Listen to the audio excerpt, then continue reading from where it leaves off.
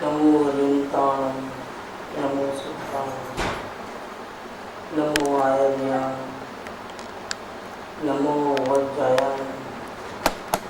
नमो लोहे सौवसाय, नमो समय साराय, स्वानुभूत्या चखास्ते, चित् स्वभावाय भावाय, सर्वभावान्तरचिदम्। मंगलम भगवान वीरो, मंगलम भरतमोहने, मंगलम कुंद कुंदाय, जैन धर्मस्तु मंगलम, सर्वमंगल मांगल्यम, सर्वकल्याणकारकम, प्रधानम सर्वधर्माणं, जैनम जयतु शासनम। ओंकार बिंदु संयुक्तम, नित्यं ध्यायन्ति योगिनः, कामदं मोक्षदं च। ओंकाराय नमो।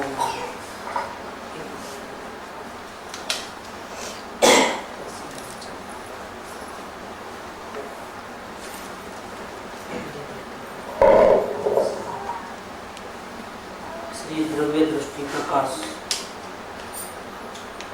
पूज्य ज्ञानचंद जी भगवान जी के वचनावली। आत्म प्राप्ति कैसे हो? अपने भगवान के जो दिव्य मंदिर में विराजमान है उसका दर्शन कैसे हो, इस विषय में जिज्ञासा पूर्वक पूछे गए प्रश्न का विस्तार से दिया गया उत्तर।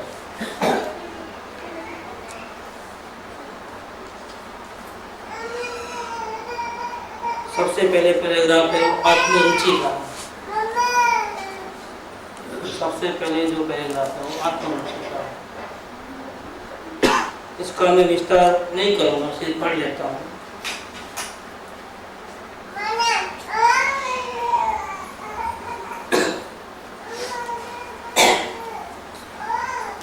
कहते हैं कि रुचि में खरेखर अपनी जरूरत लगे तब अपनी वस्तु की प्राप्ति हुए बिना नहीं रहती। 24 घंटों चिंतन में बेचिंतन में एक यही चलता रहे। जिस विषय की रुचि होती है वह विषय सैकड़ों बाह्य कार्य करते हुए भी चलता ही रहता है। बाहर का उपयोग तो ऊपरी तौर से चलता है, उसमें जागृति नहीं रहती है। जिस विषय की रुचि है उसी में जागृति रहती है। दूसरे काम तो करने पड़ते हैं, बाकी मूल मुझे आत्मा के दर्शन करना है या सम्यक दर्शन प्राप्त करना है, ऐसी भावना वो बार बार उभर करके सामने आती है, वापिस दूसरे काम में दब जाती है, मिट्टी नहीं है। दबना और मिटने में बहुत फर्क क्या? दूसरे प्रसंग आते हैं, सत्संग नहीं मिलता है, अनुकूल वातावरण नहीं मिलता है, तो ऐसा लगता है कि हमारे यहाँ भावना ही नहीं है। लेकिन नहीं, भावना रहती है, वो दब गई है। अनुकूल वातावरण मिलते ही वो वापिस आ जाते हैं। चिंतन और बेचिंतन, चिंतन बेचिंतन में क्या विकल्प भी यही चलते हैं, कब मुझे मेरे स्वरूप के दर्शन हो, जो हमको पकड़ में आते हैं उसको बोलते हैं चिंतन। वो सहज चलता है। जहाँ प्रेम होता है उसके ही विचार आएंगे। अपने आत्मा से प्रेम है, उसको पाना है तो उसके ही विचार आएंगे, तो वो तो पकड़ में आता है। और बेचिंतन माने क्या कि इतनी गहरी रुचि होती है तो सब कॉन्शियस माइंड में भी वो रहता है। ऐसा लगता है कि हम दूसरे कार्यों पर विचार करते हैं, लेकिन नहीं, वो सबकॉन्शियस माइंड में भी वही जाप चलता है, कब मुझे मेरे आत्मा के दर्शन हो। ऐसी भावना गुण गुण के अंदर पड़ी हुई है। इसको बोलते हैं कॉन्शियस माइंड और सबकॉन्शियस माइंड। सबकॉन्शियस माइंड में भावना पड़ी है और उसका इफेक्ट आता है चिंतन में, मन के ऊपर। वर्तमान मन में भी है क्रॉनिक और एक्यूट। क्या दर्द दो प्रकार के होते हैं। साइनस का रोग है तो क्रॉनिक, लेकिन अभी 2-4 दिन से अच्छा है तो प्रॉब्लम नहीं है, तो मतलब एक्यूट नहीं है। अभी वातावरण बिगड़ता है तो मूल रोग तो गया नहीं है, वो तो अंदर है ही क्रॉनिक। वातावरण बिगड़ते ही वापिस छींक चालू हो जाता है, नाक बहना चालू होता है, दर्द चालू होता है, सर दर्द, ये सब क्या हुआ है? एक्यूट हुआ। ऐसे चिंतन बेचिंतन में एक ही बात, मुझे मेरे स्वरूप के दर्शन करना है, या मुझे ये भाव व्यस्त नहीं करना है, मुझे इस भाव में अपना कार्य कर ही लेना है, मुझे सम्यक दर्शन ज्ञान चरित्र प्राप्त करना ही है किसी भी कीमत पे। ऐसे चिंतन में बेचिंतन में ये चलता है। दूसरे काम होते हैं, लेकिन जागृति किस में रहती है? अपनी रुचि के विषय में रहती है।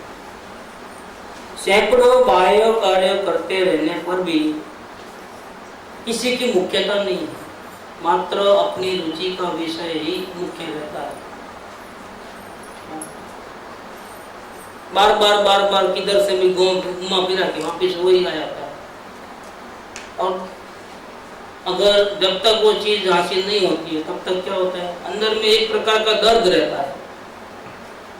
मैंने बहुत कुछ हासिल किया, लेकिन एक चीज मैंने अभी तक हासिल नहीं की, उसका दर्द अंदर में खा जाता है। या बहुत कुछ मिला, जो चाहा मिला, लेकिन एक चीज अभी भी नहीं मिली है, मुझे मेरे स्वरूप के दर्शन नहीं हो रहा। उसके लिए मैं क्या करूं, कैसे करूं, उसकी चिंता भी रहती है, उसका दर्द भी रहता है। और उस चिंता के कारण, मात्र मोक्ष अभिलाष होने के कारण संसार में कहीं भी किसी भी पदार्थ में मोह नहीं, विशेष रुचि नहीं। उसका सबूत अवलोकन से मिलता है। पहले हम अवलोकन करने को बोलते हैं, किसी भी मुँह सुनाया आए या कोई भी हो, स्टार्टिंग करना है तो अवलोकन से अवलोकन करते हैं, अपने विचारों को देखते हैं, अच्छे और बुरे जो भी विचार आते हैं, आपका काम एक ही बात है, देखना देखना देखना। ऐसा करते करते वो देखना शुरू होता है। अगर रुचि बाहर में बहुत ज़्यादा है, तीव्र रुचि है, मोह है, खाने में, पीने में, 5 इंद्रियों के विषयों में, संसार में, तो थोड़ा दिन अगर वो ध्यान से देख करके अगर प्रैक्टिस करेगा अवलोकन में, तो क्या हो जाएगा कि वो बाहर की जो रुचि है वो अपने आप बंद हो जाएगी। विचारों का जो धोध प्रवाह चलता है अपने आप शांत होकर के, दिमाग में जो अशांति है ना, एकदम शांति छा रहा है। अब पहले जितने विचार नहीं, टेंशन तो वैसे के वैसे है, कोई परिस्थिति नहीं बदली है, परिस्थिति वैसे की वैसे है। बाहर में कोई तकलीफ नहीं है, सिर्फ शरीर में रोग है, बाहर में उपाधियां हैं, टेंशन बहुत है। लेकिन पहले मन में इतने सारे उलझना होता था, टेंशन होता था, लेकिन अवलोकन करने से क्या होगा? धीरे धीरे प्रैक्टिस करते करते परिस्थिति नहीं बदली तो भी हमारा मन शांत होते गया। इसका मतलब क्या हुआ कि हमको संसार में से जो रुचि थी, जो मोह था, जो एकदम तीव्र अपनापन आसक्ति थी, वो टूटने लगे और मंद होकर के एकदम जैसा जैसे हमारे अंदर अवलोकन की साधना बढ़ते गई, ऐसे ऐसे संसार का प्रेम रुचि सब टूटते गया, कम होते गया। अभी भी अवलोकन चालू रहेगा तो क्या होगा? अब किसी को क्या होता है कि रुचि तीव्र नहीं होती है संसार, वो जीव अवलोकन करता है तो क्या होता है? तीव्र रुचि वाले की रुचि मंद हो जाती है।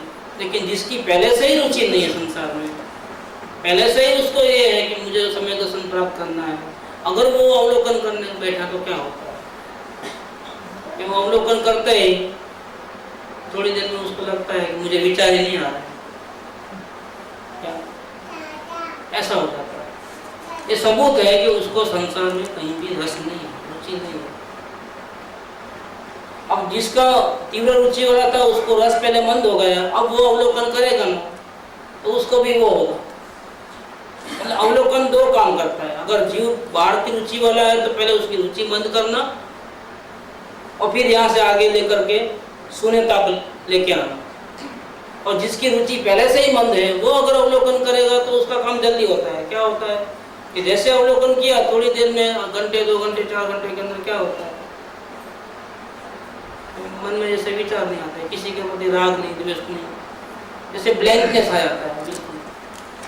अब यहाँ आने के बाद क्या करना वो किसी को नहीं मालूम, बस यहाँ 2 फुल स्टॉप है। कई विपश्यना का साधक है मेरे पास आए हैं, कई बोलते हमारा 2 एंड इधर है, मन में कोई किसी पे राग नहीं, द्वेष नहीं, कुछ नहीं, परम शांति मिलती है। तो परम शांति नहीं है, वो अशांति कम हुई है। अशांति का लेवल 0 हुआ है, कमाई नहीं हुई है, कमाई तो अब होने वाला है। जैसे समझो कर्जा लिया है, 1 लाख रुपए का लोन, कमाई किया अच्छी और 1 लाख रुपए का प्रॉफिट हुआ, तो क्या हुआ, प्रॉफिट हाथ में कुछ आया क्या? लेकिन हमको क्या लगता है, रिलीफ मिलती है, चलो कर्जा गया। एक कर्जा गया, ये रिलीफ मिली है, लेकिन वो कमाई नहीं हुई है। और हम अगर उसको कमाई समझ लेंगे तो क्या होगा, हमारा प्रयास रुक जाता है, द एंड आ जाता है। अब इसे आगे बढ़ने का नहीं है, क्योंकि बस पा लिया ना हमने, पाया कुछ भी नहीं है। अशांति कम हुई है, शांति मिली नहीं है। और वो लोग को भी इससे आगे का रास्ता नहीं मालूम है, तो वो आगे नहीं बता सकते। और कहना राग तो नहीं आ रहा, शांति तो मिल रही है, और ये भी बोलता है कि हाँ शांति तो मिल रही है, टैली हो जाता है बस। तो अभी चलो घर पे आते ही अवसर संयोगों को लग जाता है वापिस। फिर क्या होता है, वापिस पहले ऐसा बन जाता है, वापिस जाता है शिविर में, वापिस ध्यान करता है, वापिस थोड़े दिन में वो लेवल आ जाता है, वापिस शून्यता आ जाती है, बस अभी शांति हो गई ना। हाँ शांति हो गई, जाओ। असल में शांति, अगर शांति मिली होती तो दोबारा अशांति कभी होती। टेम्पररी शांति लेते हैं, जैसे दर्द हुआ, पेन किलर ले लिया, दर्द शांत, मजे में, वापिस थोड़ी देर के बाद वापिस दर्द हो जाएगा, वापिस ले लेना पेन किलर। ऐसे गोली के सहारे, साधना के सहारे रहना होता है, तो फिर वो साधना सच्ची नहीं है। आत्मा के सहारे रहना चाहिए,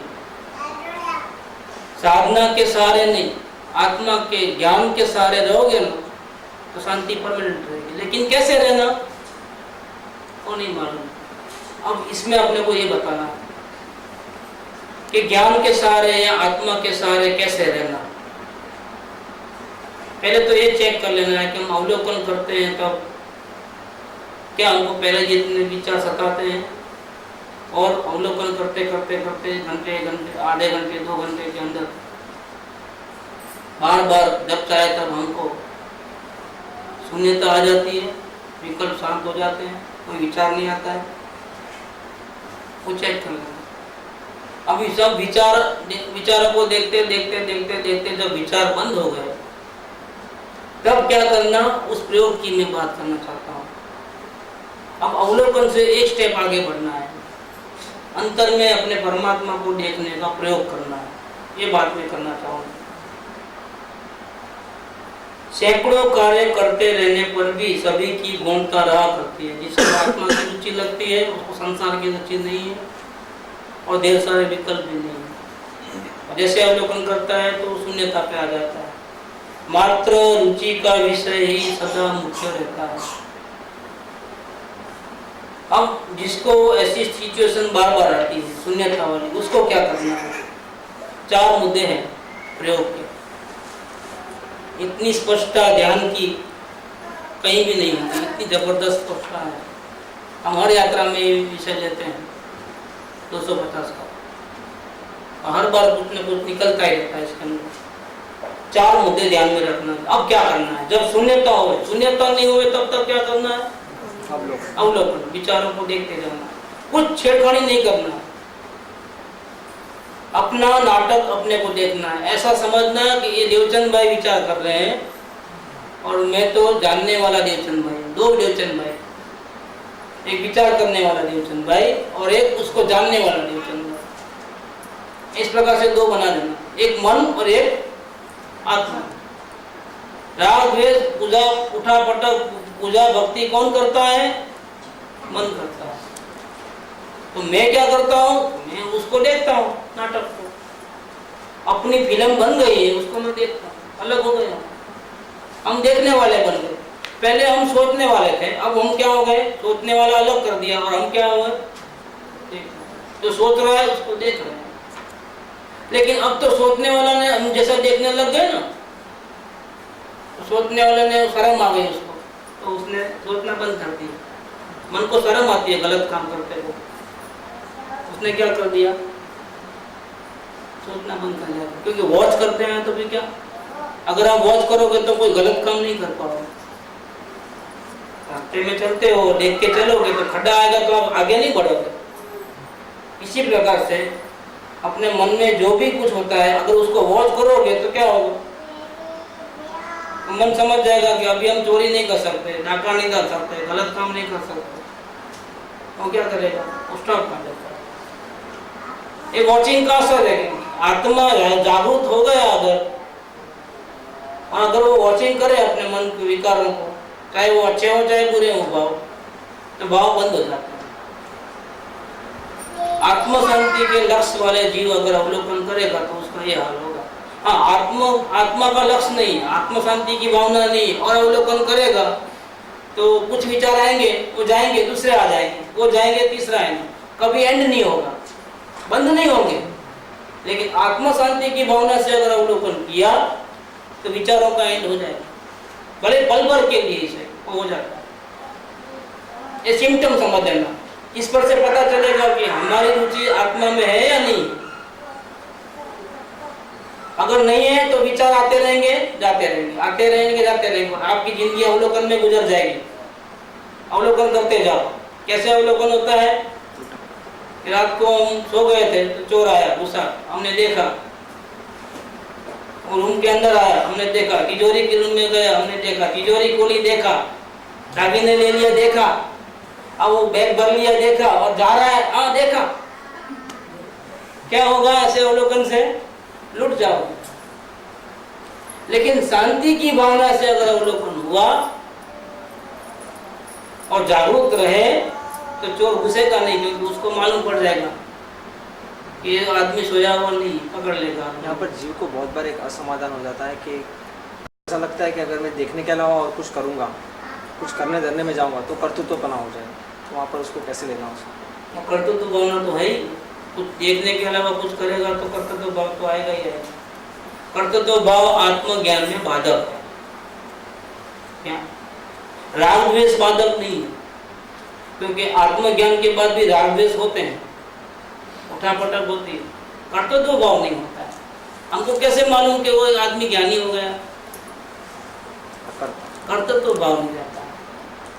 अभी सोचता है लेकिन क्या मानता है, मैं नहीं, वो मन सोचता है, और मैं मेरा एक ही काम है, क्या है, जानना। खाना तुमने खाया, जड़ देवचंद भाई ने खाना खाया, और चेतन ने क्या किया, देखा नाटक, देवचंद भाई को लड्डू अच्छे लगे, उसने खाया, लड्डू खाने के भाव भी आए, खाया। और किसने देखा है नाटक? चेतन देवचंद भाई ने देखा। दो ऐसे हर एक में दो पार्ट। मन वचन काया की प्रवृत्ति कौन करता है? जड़। और जानने देखने का काम कौन करता है? चेतन। और असली स्वरूप कौन सा है? असली स्वरूप को अपनापन कर लेना है। वहां पर कैसे करना है वो चार मुद्दे में देखो कैसा करते हैं। शुरुआत कैसे करना है? शुरुआत निर्विकल्प नहीं हो जाना है। नहीं विकल्प आते हैं, एक भी विकल्प नहीं आना, नहीं आने दो, कोई चिंता नहीं। उसको एक मोड़ दे दो, मन को एक काम दे दो। मन तो विचार करेगा, मन कभी चुप नहीं बैठ सकता, उसको काम दे दो। संसार के विचार नहीं कराना है, उसको बोलो, उसको समझाओ, देखो आत्मा को देखोगे ना, बहुत कुछ लगे मिलेंगे, पेड़े मिलेंगे, मुक्ति मिलेगी, सुखी हो जाओगे। तो वो क्या करेगा? आत्मा के विचार करना नहीं हो जाएगा। रुचि आत्मा की करें, वो आगे कर्तव्य भाव रुकावट है, मेरा ये कहना है। मन को हम कुछ करने को बोले नहीं, अभी हमने आत्मा को देखा नहीं है, तो इसके पहले तो हम मन के सहारे ही है कर सकते हैं। अभी आत्मा को देखने के बाद मन का सहारा छूट जाएगा। इसके पहले तो हम हर काम में भले लेना नहीं चाहते हैं, लेकिन सहारा तो लेते ही हैं। तो अभी उसको क्या करना है, डाइवर्जन करना है कि वो हमको दुबाता है गलत रास्ते पे लेके आया। तो उसको बोलो भैया तुम्हारा सुख तो तुझे ऐसा मिलेगा, इधर आ जा। बच्चा चाकू लिया हाथ में तो भाई उसको चाकू ले लेने का, तो क्या करना, चॉकलेट दे उसको, चाकू छोड़ दे। कर्तव्य भाव है ना, कर्तव्य भाव तो कब छूटेगा, आत्मज्ञान होगा उस वक्त। इसके पहले आप कर्तव्य भाव में ही हो। क्या कर्तव्य भाव में ही हो, फिर नहीं करूं क्या, नहीं करूं वो भी कर्तव्य भाव, ऐसा नहीं करना वो भी तो कर्तव्य भाव, छूट नहीं सकता। ये बात क्यों बताई गई कि आत्मदर्शन के लिए मन की जरूरत नहीं है? मन की जरूरत नहीं है, ऐसी बात तो हम मन का आधार लेते हैं, इसलिए मन साथ में चले तो कोई बात नहीं है, हम उसका आधार ले तो प्रॉब्लम है। अभी चूंकि हमारी मजबूरी है कि अभी हमको आत्मा के दर्शन नहीं होते और मन हमको गलत तरीके से भटका रहा है, तो हमको क्या करना चाहिए, तो उसके दोस्ती कर दो मन के साथ। कैसे दोस्ती करना, कहानी है बोलता हूँ कि राजा के दरबार में ऐसा तूफानी घोड़ा था, कोई इस पर सवारी नहीं कर सकता। राजा ने ऐलान किया कि जो उसको सवारी कर पाएगा उसको मैं राज का बड़ा मंत्री बनाऊंगा, सेनापति बनाऊंगा। जो घोड़े को देखे तो डर जाते सब लोग, बांध के रखे, तूफान मचा दे, किसी से संभले नहीं ऐसा। जो बैठता 1 सेकंड में नीचे गिरा देता।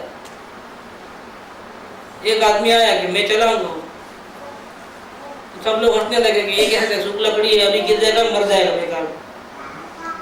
तो नहीं, मेरे मौत आया तो आने दो, लेकिन मैं तो संभाल लूंगा ऐसा। तो सबको डर लगा कि कई लोगों को मार डाला, बड़े बड़े पहलवान नहीं कर पाए, तुम कैसे कर पाएगा, उसको बस में करना बहुत मुश्किल बात है, क्यों अपने प्राण गंवाते हो। नहीं मेरे को आइडिया है,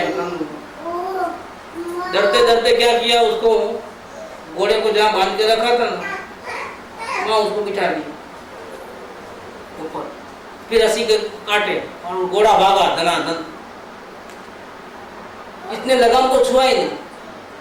क्या किया उसने, आइडिया क्या किया कि घोड़े को नहीं बोला कि ऐसा मत भाग, ऐसा मत भाग, ऐसा मत कूद, कंट्रोल ही करना छोड़ दिया, कंट्रोल नहीं किया उसने, जहाँ जाना है जा। और उसने ऐसा वो चिपक गया वो गर्दन के साथ, जैसे वो गिरे नहीं, इस प्रकार से पकड़ लिया, जा भागना है, हाँ भाग। आखिर भाग के क्या हुआ, थक गए, भूखा प्यासा। यहाँ था तो तबेले में था तो खाने को मिलता था, पानी मिलता था, घास मिलता था, वहाँ कौन लेता, क्या घास तो फिर भी जंगल में रहती है, खा लेता है, लेकिन पानी तो जाकर के पानी के पास लेके गया, उसको पानी तालाब के पास पानी पिलाया, उससे प्रेम से बातें की, क्या उसको क्या कर दिया उसने, दोस्ती कर दी। फिर बैठा भाई अभी यहाँ चलना है, तो वो दोस्त बन गए थे ना, अब कैसे बात नहीं मानेगा, अच्छा भाई तू बोलता है, अभी थोड़ा आराम करता, प्रेम से बात करता, वापिस खाना खिलाता, चलो ऐसा वो आराम से कंट्रोल कर लेता है। लेकिन पहले कंट्रोल नहीं करना है, ये दोस्त डाइवर्जन करना है, तो डाइवर्जन करने की बात नहीं है कि विकल्पात्मक विचार में भी शरीर आकार चैतन्य मूर्ति को टाक दो। ये मन बहुत जरूरी है, मन वाले प्राणी को आत्मज्ञान होता है, क्योंकि सद्गुरु के वचन है कि शरीर आकार चैतन्य मूर्ति को टाक दो। तो सुनना है, प्रयोग तो बाद में करेगा, सुनने और प्रयोग के बीच में गैप है, सुनते वक्त प्रयोग नहीं करता है, सुनने के बाद जब प्रयोग करेगा तब सुनेगा नहीं, तो जब तक प्रयोग नहीं करेगा तब तक याद कौन रखेगा, तो गुरु ने क्या कहा था, फीड मन में रहे, और फीड मन में रहे, क्या फीडबैक मन में रहे। तो गुरु ने ऐसा कहा था, वो कौन संभालेगा, फिर अब जब प्रयोग करेगा तब गुरु नहीं है आगे, तो कहां से गुरु के वचन आएंगे। इसीलिए संगनी पंचेंद्रिय जिनको ही आत्मज्ञान होता है, जिसको मन नहीं है ऐसे कोई जीव उपदेश के भी लायक नहीं, सुनने के भी लायक नहीं। क्या 5 इंद्रियां भले एक बाजू है, लेकिन मन वाले को ही आत्मज्ञान हो। तो क्या करना है कि विकल्पात्मक विचार में भी शरीर आकार चैतन्य मूर्ति को टाँक दो, टाँक देना है। जैसे शिल्पकार होता है, राजस्थान में जैन मूर्तियां बनती है, क्या करते हैं वो लोग, कितने फीट का मूर्ति चाहिए, 4 फीट का चाहिए,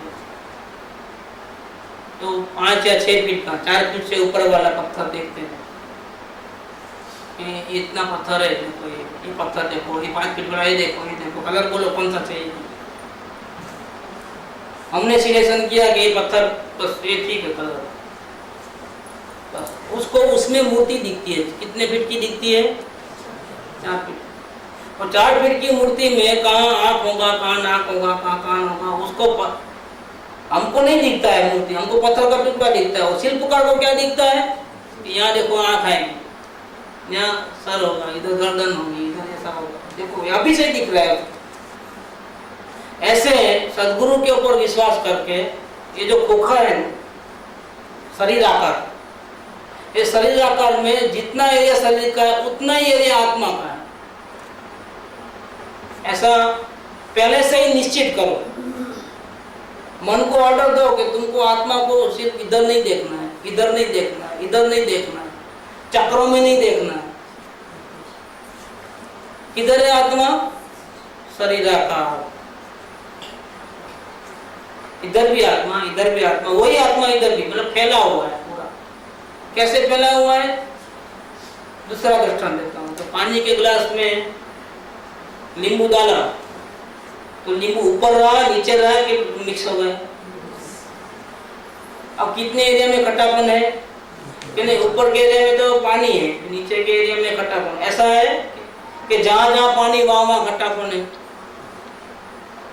अब देखो, अब उसमें शक्कर डालते हैं और हिला देते हैं, अब बोलो शक्कर कहाँ है। इसी प्रकार जितने एरिया में पानी है ना उतने एरिया में शक्कर है, उतने एरिया में खट्टापन है। इसी प्रकार से जितने एरिया में ये बॉडी है ना, वो पूरा का पूरा एरिया इलाका किसका है, अच्छा। बॉडी में तो अंदर देखो पानी जाता है, हवा आना जाना होता है, तो अंदर में जगह है, पोलापन है ना, लेकिन आत्मा पोला नहीं है, आत्मा अखंड है। एक बुंगली होती है पाइप और एक सॉलिड लोहे का पाइप होता है, उसमें कितना फर्क है। आत्मा ऐसा है, क्योंकि गैस चढ़ता है तो हमको मालूम पड़ता है। इसका क्या मतलब है कि वहां आत्मा की प्रदेश है। शरीर में हड्डी भी नहीं है, पेट के अंदर हड्डी भी नहीं है, पूरा खाली है, लेकिन वहां आत्मा जरूर है। वो पोला नहीं है, वो क्या है, सॉलिड पदार्थ, अखंड ज्ञान मूर्ति है। तो ऐसा हमको देखना है। तो सबसे पहला काम क्या करना है, ध्यान करना है। तो आत्मा का शरीर आकार चैतन्य मूर्ति को टांग दो। भले बाहर से तो एक खोखा दिखता है,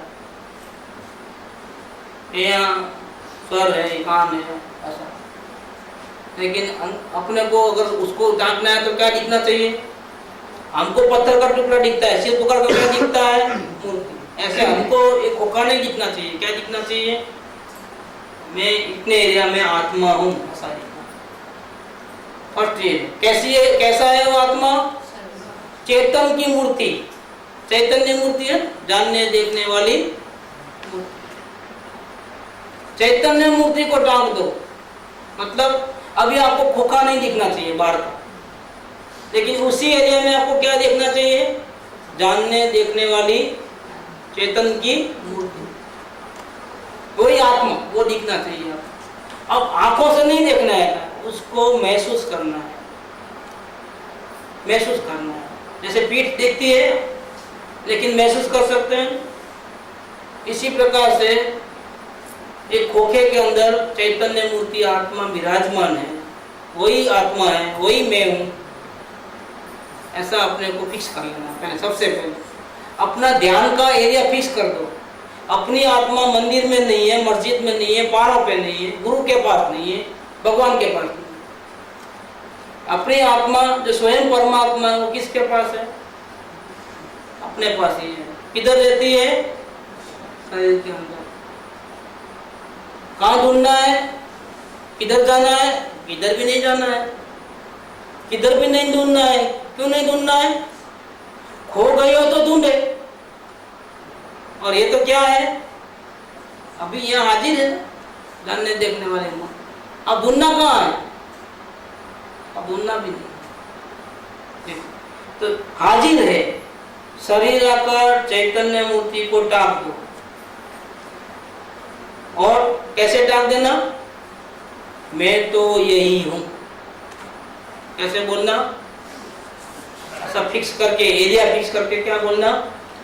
मैं तो यही हूं। क्या यही हूं? हाथ पांव ये नहीं, ये नहीं, इसके अंदर जो रहता है जानने देखने वाली चैतन्य, मैं तो यही हूं, ऐसा माइंड में फिक्स कर देना, ताकि वो बार बार भूल ना जाए। फर्स्ट कदम भी उठा रहा है। अब दूसरी बात, ये फिक्स करने के बाद क्या ठंडी गर्मी नहीं लगेगी? थोड़ी देर में पैर सुन हो जाएंगे, बैठोगे, कमर दर्द होगी। पिक्चर देखता है तो कुछ नहीं होता, 3 घंटा ध्यान करता है तो वो मालूम पड़ जाता है, 10 मिनट में तो हवा निकल जाती है। कमर का दर्द, सर का दर्द, कुछ चालू हो जाता है। तो ऐसे कुछ नहीं होता है, दिन भर उसी टाइम में होता है। तो दूसरा पॉइंट, सुख दुख जो भी आवे, जो भी अवस्था में हो, सबकी उपेक्षा कर दो।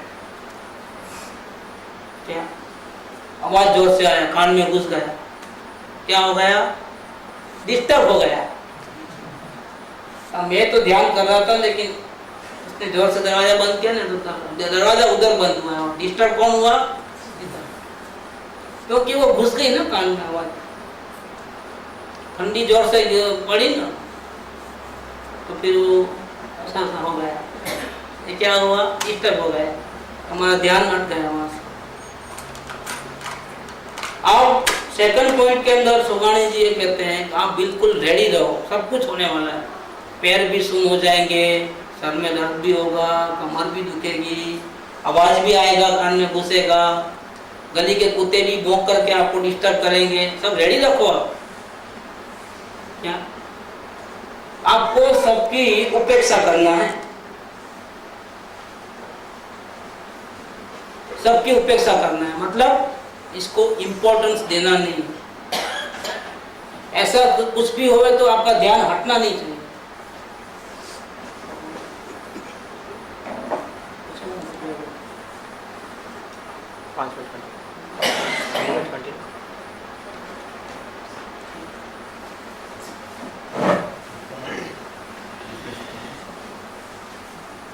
आप पहले से प्रिपेयर रहोगे तो क्या होगा? प्रॉब्लम नहीं आएगा।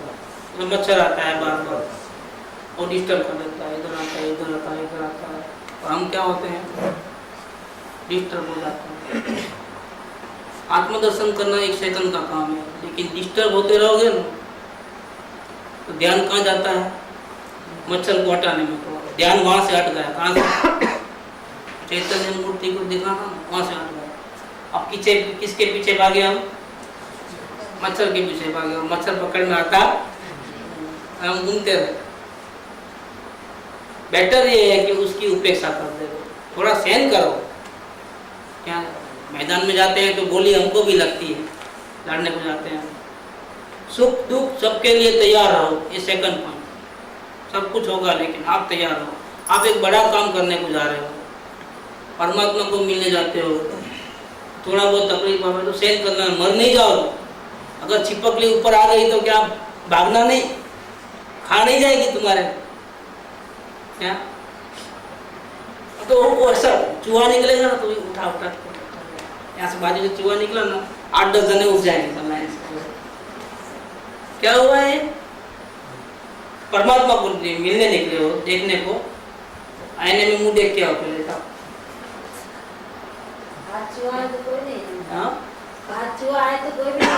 नहीं हिलेगा, चलो अच्छा है। रात को देखेंगे, इधर सबको ध्यान में बिठाएंगे ना, मालूम पड़ेगा चूहा कितना बड़ा आता है। मेंढक आएगा ना, अभी कुत्ता मारेगा। कल आया था मेंढक, तो मेंढक जंप करेगा, उसके पहले वही जंप करेगा। क्या तारंगा में आया था हमारा? तारंगा में देखा था किसने? कितना बड़ा मेंढक था और कैसा आया था? आप थे कि नहीं थे? तारंगा में थे ना? अपन बाहर मंदिर में बैठे थे, इतना बड़ा मेंढक आया, सब लोगों की कैसी हवा हो गई। वो मर जाएंगे बल्कि। हाँ अच्छा अच्छा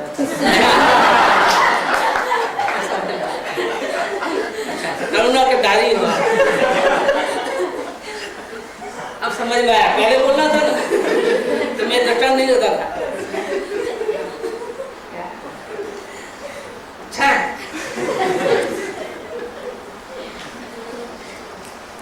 सुख दुख दोनों की अपेक्षा नहीं रखना, उपेक्षा करना। आएंगे खास तौर पे जो हम बड़ा काम करते हैं, अच्छे काम में तो तकलीफें आती है, लेकिन हम पहले से तैयार हैं कि आएंगे ऐसे, ताकि हमारा ध्यान विचलित हो जाए, हम परमात्मा से न मिल पाए।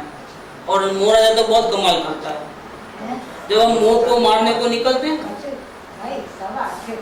चिंता नहीं, जब हम मोह को मारने जाते हैं तो मोह भी चालाक होता है, वो भी हमारे को फंसाता है। वो क्या बोलता है मालूम? जो कोई बच्चे लोग रो रहे हैं, पहले उनको चुप करा दो, बाद में ध्यान करना आत्मा का। कहाँ भाग जा रहा है आत्मा? एक मच्छर आया है ना, काट रहा ना तुम्हारा, पहले मच्छर को हटा लो, फ्रेश हो जाओ, बाद में ध्यान करो आत्मा का। वो आपको परमात्मा से मिलने नहीं देगा। अगर मिलने देगा तो क्या होगा? तो मुंह मर जाएगा। तो चालाकी करता है। मोह राजा क्या करता है? चालाकी करता है। वो आपको प्यार से बात करता है, क्योंकि उसको मालूम पड़ गया कि आप सुनने वाले तो नहीं हो। प्रेम से देखो, आत्मा तो इधर ही है, कहाँ भाग जा रहा है? देखो थोड़ा पैर सुन हो गए, फिर बीमार पड़ोगे, चल नहीं सकोगे, तो तुम थोड़ा रिलैक्स जरा घूम के आओ, जरा पैर को शांति दो, बाद में आत्मा को देख लो। तो ये मन से नहीं होता। हाँ मन ही ऐसा ये मन मोह राजा मन को ऑर्डर करता है और हम फंस जाते हैं।